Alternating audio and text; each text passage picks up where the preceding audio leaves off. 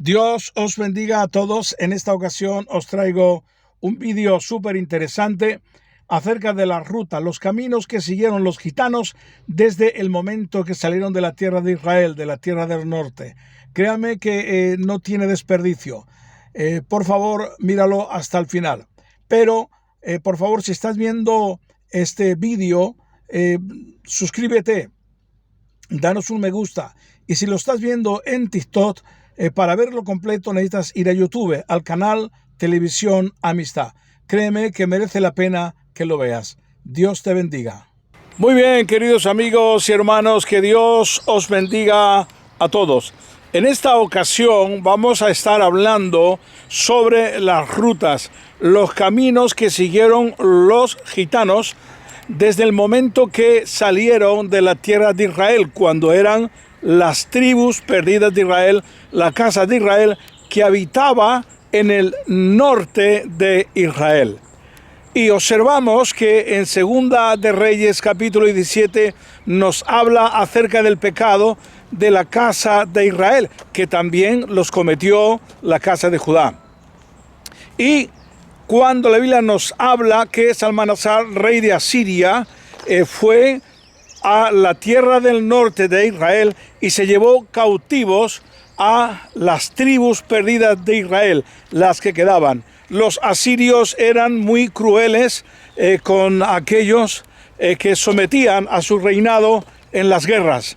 Era horrible, pero era la consecuencia del pecado. Así que la historia nos dice, según Flavio Josefo, que las tribus perdidas de Israel fueron llevados a Siria y allí permanecieron durante 100 años. Entonces lo que sucedió que en el año 600 Cristo llegó Nabucodonosor. Cuando las tribus perdidas son llevadas de la parte norte por el rey de Asiria, fue en el 722 a.C. 100 años después viene Nabucodonosor y Flavio Josefo nos dice que parte de las tribus que estaban en Asiria se los llevó también a Babilonia. Y esto lo vemos que está certificado porque Ezequiel nos menciona que Dios le mandó a profetizar a las tribus perdidas que se encontraban en la ciudad de Tel Aviv, en Babilonia. Esto ocurrió en el reinado de Nabucodonosor, cuando se llevó no solamente a la casa de Judá, aparte de la casa de Judá, a Babilonia, sino también a la casa de Israel que estaba en Asiria. Muy bien, en Babilonia, la casa de Israel y la casa de Judá permanecieron por cientos de años, pero la parte de la casa de Judá fue restaurada y vemos en Esdras y Nehemías que volvieron de nuevo para restaurar Jerusalén. Pasaron aproximadamente unos 250 años o 300 años y entonces vino Alejandro Magno.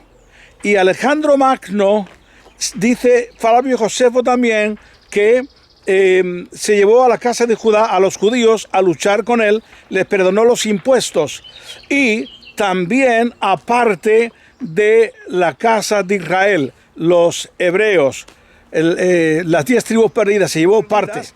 Se los llevó también para luchar en Egipto. Así que en Egipto fueron llevados la casa de Judá y la casa de Israel también, ¿verdad? Ahí permanecieron durante bastantes años, cientos de años. Luego después, sobre el año 165, aproximadamente 67 antes de Cristo, entonces viene Antíoco Epifanes, que odiaba a los judíos. E invadió la parte del Egipto Bajo en aquella época, donde estaban precisamente la casa de Judá y la casa de Israel. Entonces lo que yo creo que aquí sucedió, como consecuencia de la persecución tan atroz que hizo Antíoco Epifanes, entonces muchos huyeron como pudieron. Y yo creo que la casa de Israel se marchó, huyó a Babilonia, porque Flavio Josefo nos dice que las tribus estaban al otro lado del Éufrates, es decir, por Babilonia. ¿Por qué se fueron allí? Porque ya habían estado anteriormente con Nabucodonosor en aquella tierra. Ahí permanecieron durante también tal vez unos 100, 200 años, quizá más.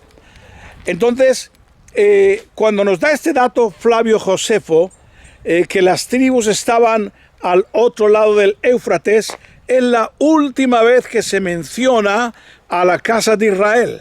La última vez en la historia, hasta ahora sabemos. Esto pudo ser sobre el año 60, 70 después de Cristo.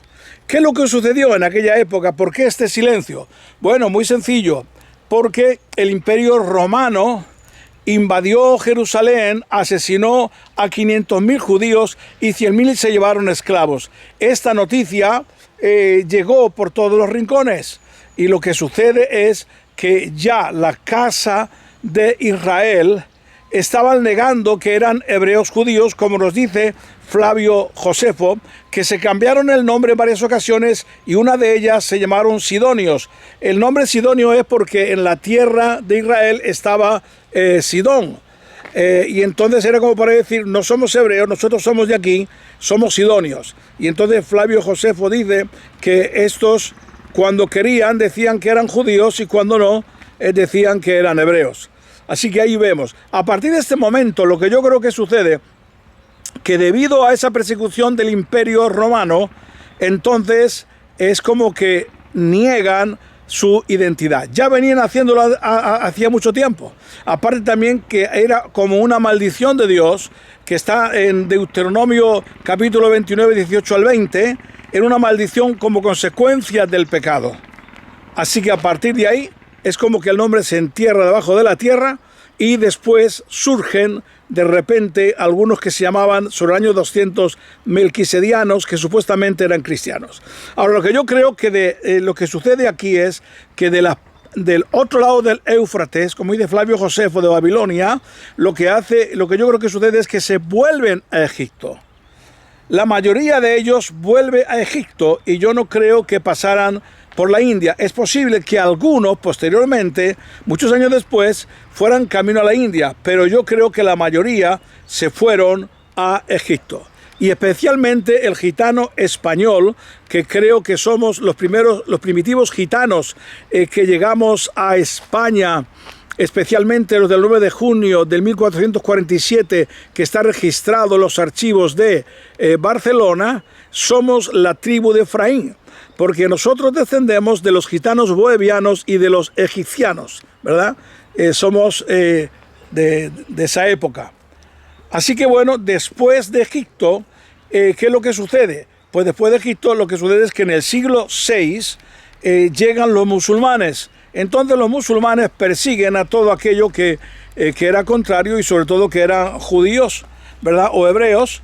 Y los gitanos cuando llegan a España y concretamente a Arras, Francia, nos dicen que ellos han huido de Egipto porque los sarracenos, que son los musulmanes, les han echado.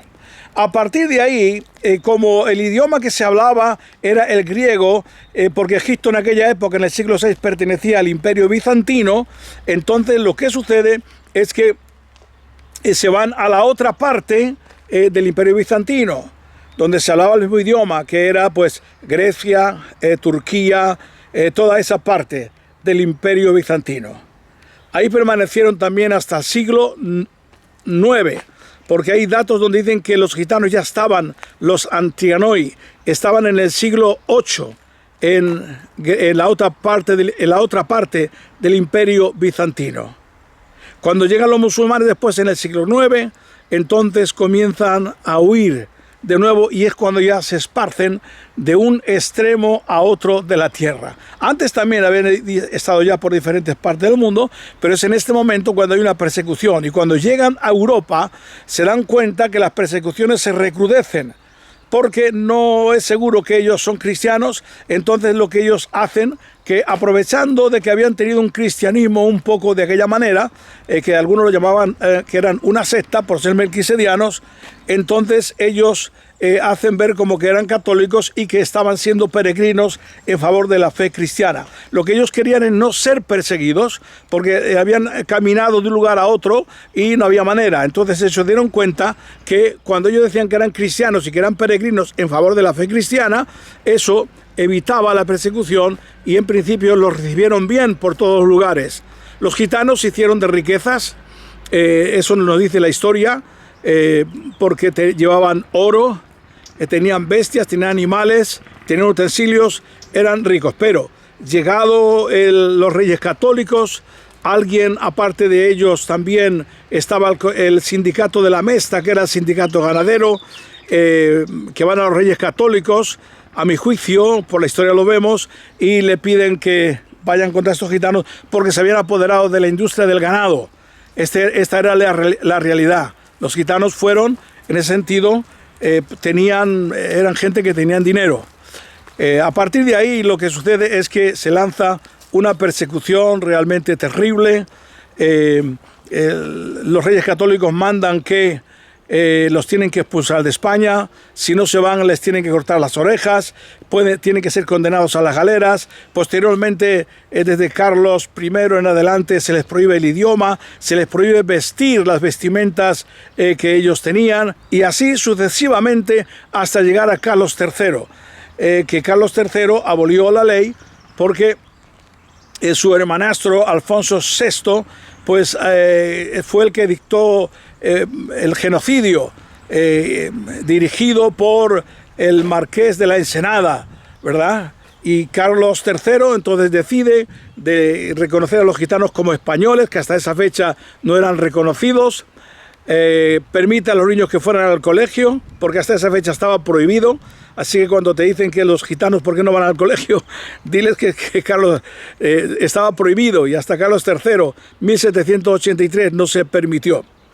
Y bueno, posteriormente, pues ya sabemos lo que sucedió con el Holocausto y todo lo demás, y los gitanos han estado vagando por todo el mundo, ¿verdad?